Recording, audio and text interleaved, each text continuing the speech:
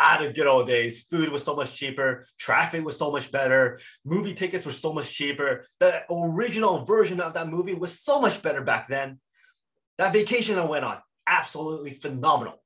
Hi, welcome to another episode of Unlocking Mind Behind Make More Work Less.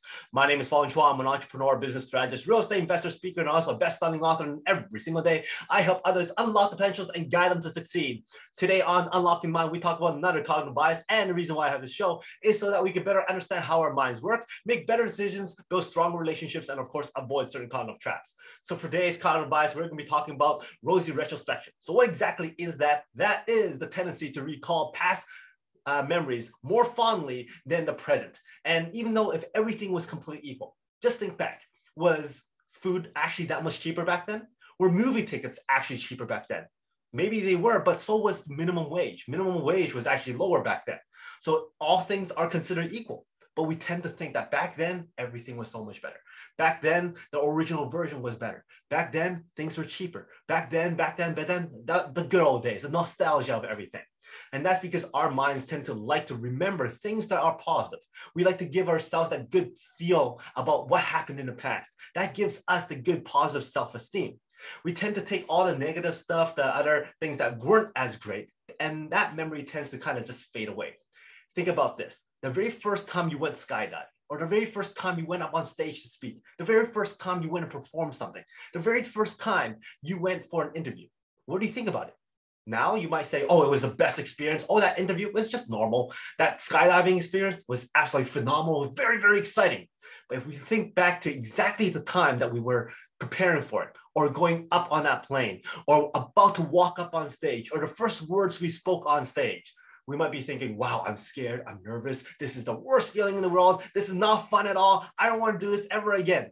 But after everything was done, and I'm asking you now, you might say, you know what? That was a great experience. You know what? That was just kind of normal. Or it was the best thing I've ever done.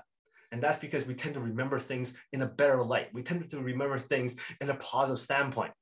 Because the thing is, if we don't do that, then we won't challenge ourselves. We won't put ourselves into more experiences or more opportunities.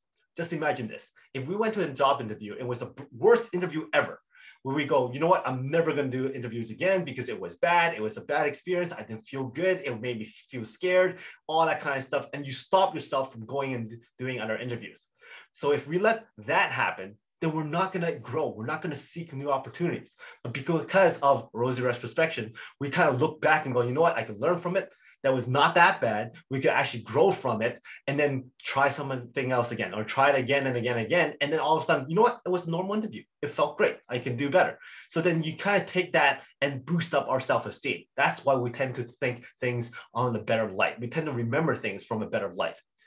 A experiment was done to a group of people about their vacation, and they were interviewed 3 times. Once before they went on that vacation, once during that vacation, and once after that vacation.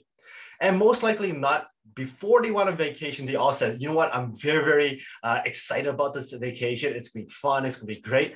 But then during the vacation, when they were asked, they were like, oh, it's okay. It's not that big of a deal. Some of them were actually answering it was kind of a disappointment. But after the vacation, they came home, and then a few days later, they were asked, so how was the experience? Oh, it was a great experience. It was a lot of fun. I would go to that vacation again. So that, again, is the Rosy Retrospection, because they tend to remember all the great stuff that has happened. Just think about going to Disney World. You might go, wow, I can't wait to go to Disney World. I, for one, cannot wait to go to Disney World every single time.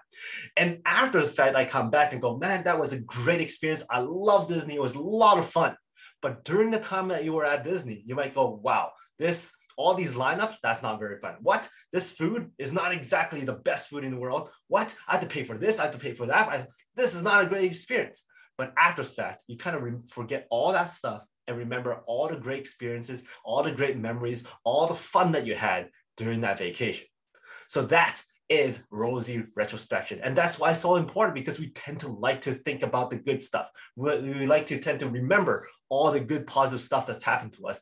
And we kind of shine a better light to it so that we're willing to go out there to do more things.